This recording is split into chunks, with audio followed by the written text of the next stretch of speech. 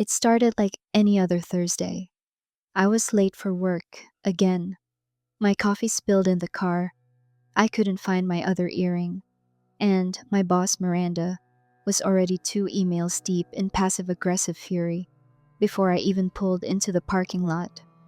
In other words, it was a perfectly normal day. I work as a receptionist at a small dental clinic in upstate New York. It's not glamorous, but it pays the bills. And on good days, I get free whitening strips. Most mornings, I wake up just in time to regret not washing my hair the night before, and this was no different. I remember wearing a navy sweater and black jeans. The sky was gray but dry, the air heavy with that early fall bite. I had made plans to meet my friend Eliza for dinner, but I canceled because I was too tired.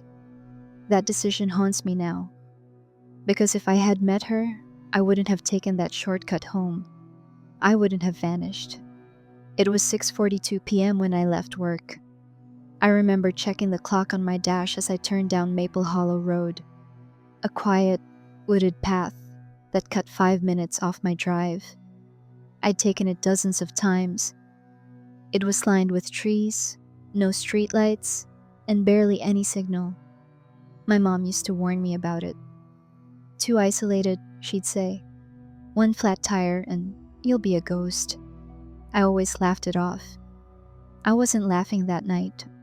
Halfway down the road, my low tire pressure light blinked on. I cursed under my breath. Of course today. I pulled to the side near a clearing and got out to check. Rear right tire, almost flat. I wasn't far from home. I figured I'd call roadside assistance, then wait in the car. That's when I heard the voice. Need a hand? It was a man, mid-30s, maybe 40, average build. Wore a cap pulled low and a utility jacket. He walked up from the woods, like he'd been hiking or cutting through someone's property. Alarm bells rang in my head. No, I'm good, I said, keeping my distance. He smiled. It didn't reach his eyes. I've got a jack in my truck. Be quicker than waiting for AAA. No, really, I'm fine. Then he got closer. Too close. I stepped back. He lunged. The next seconds are a blur. My scream barely left my throat before he grabbed me. His hands were gloved, a cloth pressed against my mouth. The smell was sharp, chemical, chloroform, I think. My legs kicked, but the world tilted. The trees spun. Everything went black. When I woke up, I was in darkness. Not just dim light, dark, absolute. No windows, no sense of time. The air smelled of damp concrete and something metallic. My head throbbed. My wrists were tied. My mouth taped. I panicked. I tried to scream, but it came out muffled. I thrashed, rolled onto my side, hit something hard. A wall? A pipe? I couldn't tell. I cried. Hyperventilated. Passed out again. When I came to, the light was on. A single bulb hung from the ceiling. Bare walls. A mattress on the floor. A bucket in the corner. He was there, sitting in a chair, facing me. Calm. Hands folded. Like he was watching TV, not a woman tied up in a basement. You're awake, he said. His voice was casual, like we were neighbors. I didn't respond. Couldn't. He peeled the tape off my mouth. You scream? It goes back on? I nodded. He smiled again. And for the first time, I realized he wasn't high. He wasn't drunk. He was calm. Controlled. That scared me more than anything. Don't bother asking where you are, he said. Doesn't matter. Just know no one's coming. He stood, walked over, and set down a tray. A sandwich, a bottle of water, nothing else. I don't hurt people unless I have to, he added. Be smart, and this'll be easier for both of us. He left. I didn't eat. I didn't sleep. I waited. Time didn't pass like it should in that room. There were no clocks, no windows, only the light bulb, which sometimes turned off for hours. I don't know how long I was there that first stretch. Maybe a day, maybe 3. He never gave a name, never touched me, never explained. I thought I was going to die. Then something changed. He started talking. Not to me, at me. He'd sit and tell stories, childhood memories, jobs he used to have, politics, religion. It was like he wanted a roommate, not a victim. I nodded when I had to, spoke carefully. I played along. Because I was going to survive, I had to. One night, the bulb flickered and died. He cursed and left to get another. In the silence, I crawled to the tray he'd left earlier. The fork he'd used, it had a loose tine, sharp. I hid it. I waited. I began counting steps, watching patterns, noting where his keys went when he sat, what kind of shoes he wore, how fast he locked the door. My brain, even through terror, switched to survival mode. I'd find a way out. I had to believe that. Because hope was the only thing louder than fear. There's a moment, maybe 3 days in, maybe 4, when you stop believing time matters. You sleep when the light goes off. You eat when he leaves a tray. You stop tracking hours and start tracking patterns. How many times he coughs. How many seconds it takes him to lock the door. How his footsteps sound on concrete. I learned that he wore soft-soled shoes. Sneakers, maybe. I learned that he always jingled his keys twice before putting them in his pocket. I learned that he turned the knob left, then right, like he was checking the lock twice. I learned because I had nothing else. My name, my life, felt distant. Like a book I'd read years ago and half forgotten. I didn't think about my apartment or my car. I didn't think about Miranda's emails or the last show I'd binge-watched. I thought about survival, about staying small, about making it to the next minute without provoking him. He didn't hurt me, but he wasn't kind. Sometimes he brought books. Sometimes he talked about things like he was trying to teach me, like I was a student who needed to be shown the world's real face. He hated women like me, I realized. Women who said no and meant it. Women who didn't smile on command. He saw himself as the one who could fix me. I'm not a bad guy, he'd say. I'm giving you space, time to think. Out there, nobody listens to people like us. Here, it's quiet, safe. It wasn't quiet. It was a scream muffled by walls and concrete and fear. I kept the broken tine from the fork hidden in the mattress seam. I sharpened it against the edge of the radiator when I could. I tested the ropes at night. Tight, always. But sometimes he tied my ankles looser than my wrists. I waited for him to slip. And then, one night, he did. He came in flustered, distracted, a small cut on his forehead, a torn sleeve. Something had gone wrong. He didn't talk. He didn't even look at me. He tossed the tray onto the floor, didn't tie my ankles, just walked out. I moved fast. First, the door, locked of course, but the radiator, the pipe behind it was loose.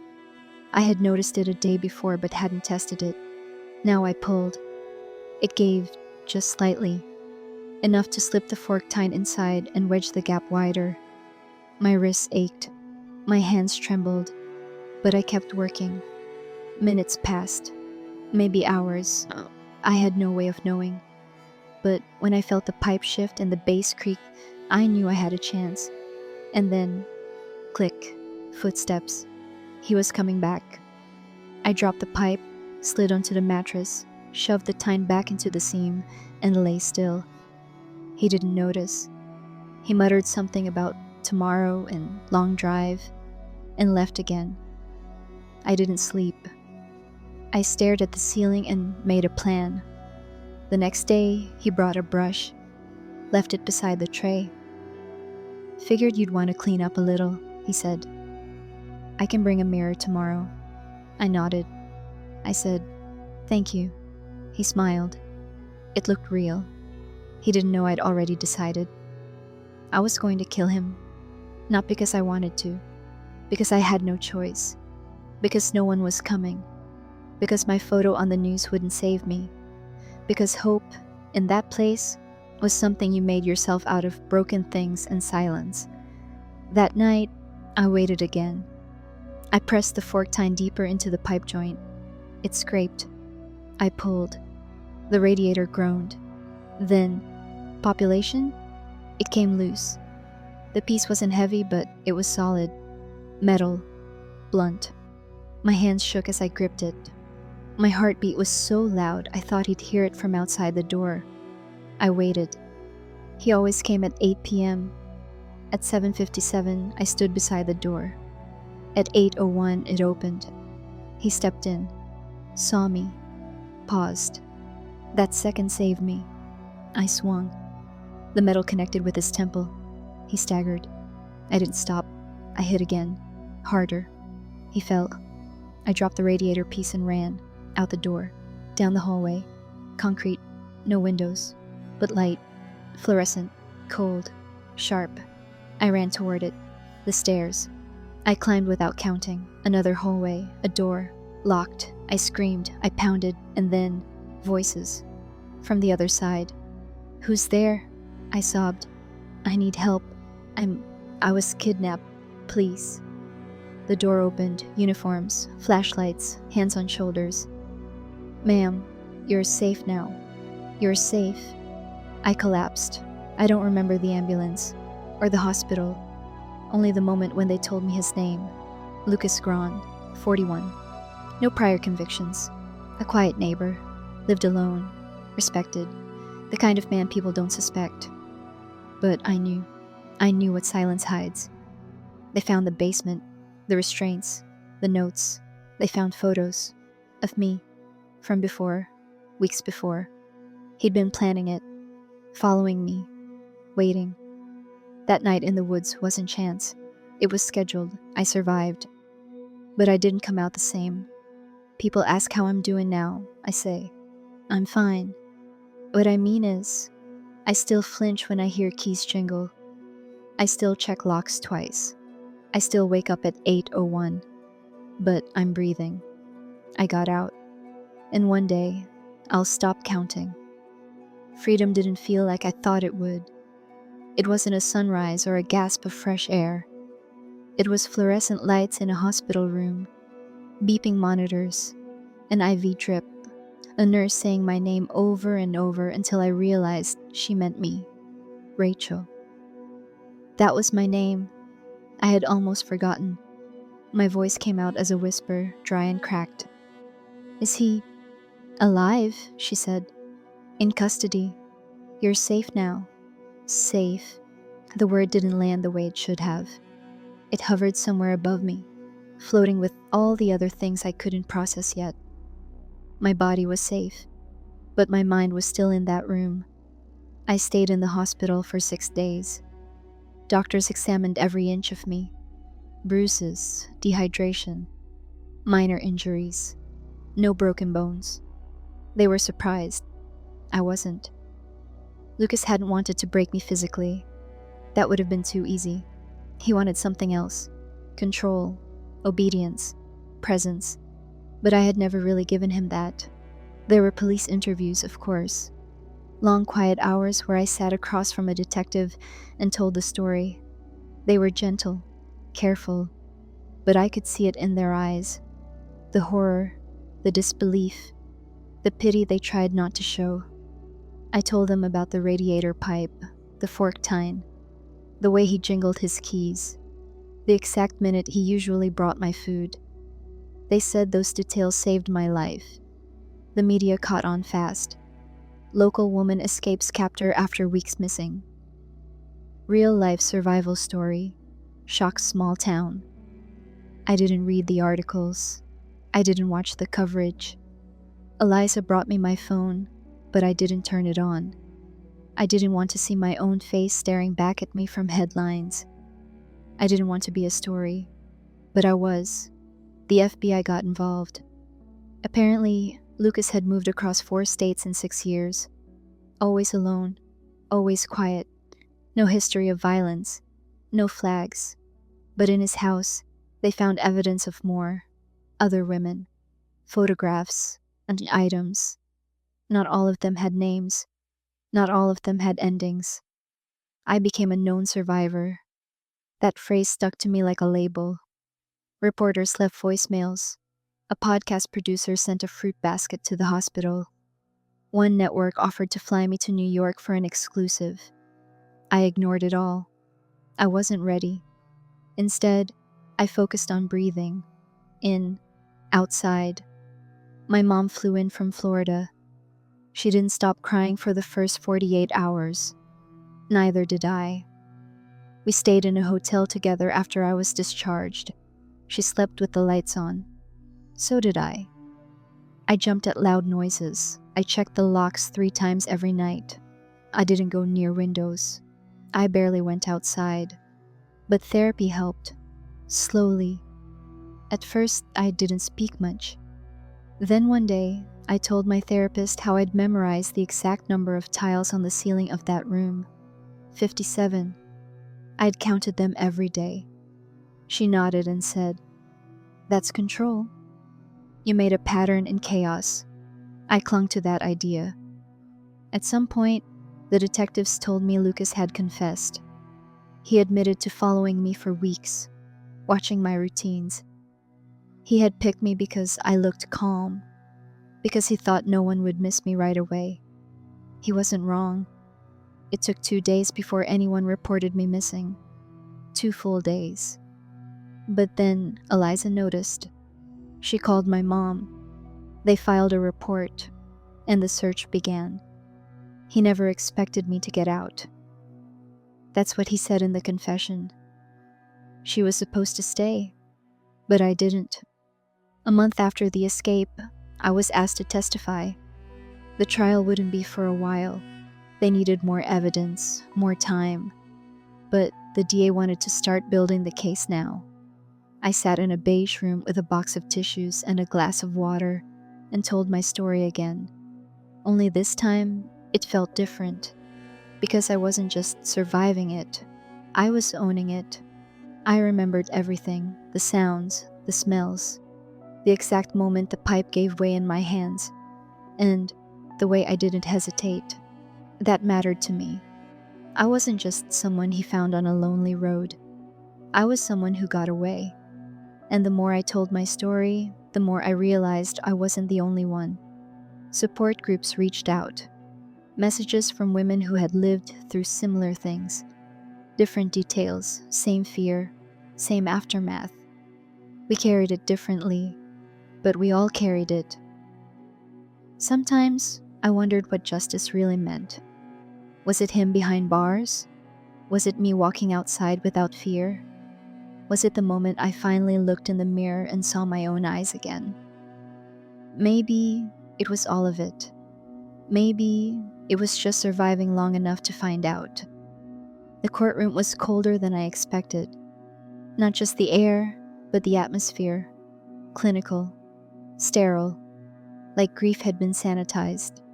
Like trauma, when written into a file, lost its weight. The walls were beige. The chairs too hard. And he was sitting 15 feet from me. Lucas Grahn, my kidnapper. My captor. The man who had watched me sleep on concrete and still ate dinner like nothing was wrong. He sat in his suit like a stranger, clean-shaven, hair combed, calm, like he didn't remember me. But I remembered everything. The silence, the light bulb, the taste of fear in my throat, the pressure of ropes, the scent of his cologne. I remembered every second he thought I wouldn't survive, every breath I took while plotting to leave. He looked at me once. Not long. Just a flicker of acknowledgement. Maybe even curiosity. Then he looked away again, as if I was no longer relevant. The prosecutor spoke. The defense countered. My name was said dozens of times. The victim. Miss Myers. The witness. They asked questions like it was all hypothetical. Like I was some character in a crime show. not someone who had lived in that darkness and crawled out bleeding. I testified on the second day. When I took the stand, I thought my legs might give out, but they didn't. I sat down, swore the oath, looked the jury in the eyes, and I told them, not everything, but enough. Enough to make the air in the room feel thinner. Enough that one juror wiped her eye when I described the night I swung the radiator pipe. I didn't cry. I didn't tremble. I was done giving him my fear. I spoke like I was telling a story I'd studied for years. Not because it was distant, but because it was mine. It belonged to me now. When I stepped down, I walked past him. He didn't move, didn't blink, but I did. 3 weeks later, the verdict came. Guilty. All charges: kidnapping, unlawful imprisonment, aggravated assault. He didn't flinch when they read it. He didn't speak, but I did. The judge allowed a victim impact statement. I stood at the podium, papers shaking in my hands, and decided not to read them. Instead, I looked at him. "You thought I'd be silent," I said. "You thought fear would bury me. You thought I'd disappear, like some file in a drawer." I paused. Everyone was quiet. But I didn't. And now your name will follow mine forever. You don't get to vanish. I won't let you. He blinked. That was enough.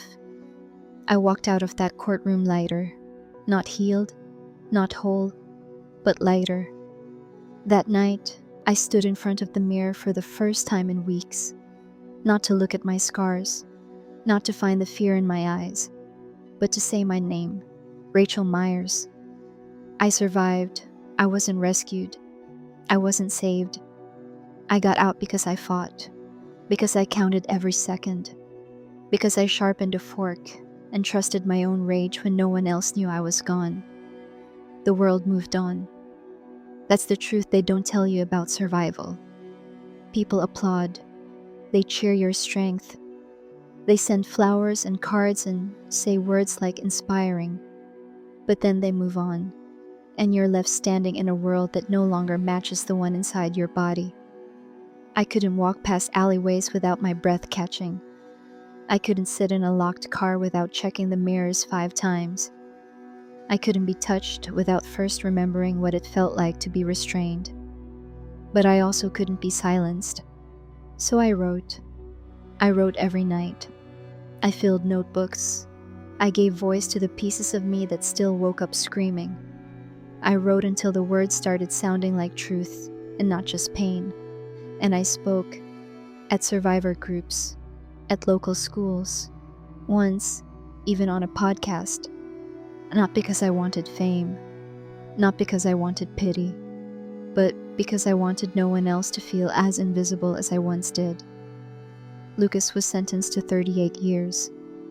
He'll be older than I am now when he gets out. If he gets out. That number doesn't fix me, but it anchors something inside me. A fact. A finish line. I still have nightmares. I still wake up some nights with the scent of concrete in my nose. But I also wake up knowing I am free, and I am not alone. There are others, and there will be more. But maybe one day, they'll hear my story before they vanish. Maybe my voice will echo into some dark place and remind someone that the door doesn't always stay locked, that light bulbs burn out. But we don't. That hope, real hope, is not soft. It's forged. It's sharp. And sometimes it looks like a girl gripping a piece of metal in the dark and whispering, "Not today."